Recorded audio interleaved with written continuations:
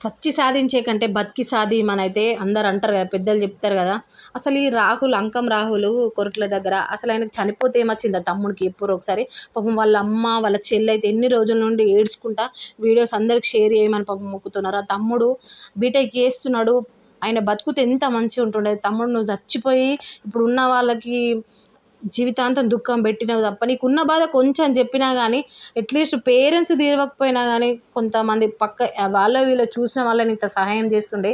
నువ్వు అంత చదువుకొని అట్లా చేసినావంటే పాపం మళ్ళీ ఇట్లా అసలు తలుచుకుంటేనే ఘోరం అనిపిస్తుంది. నేను వెతికి వెతికి లాస్ట్ నువ్వు శవంగా దొరికితే వాళ్ళు ఎట్లా ఫీల్ అవుతారు, ఎట్లుంటుంది ఆ బాధ.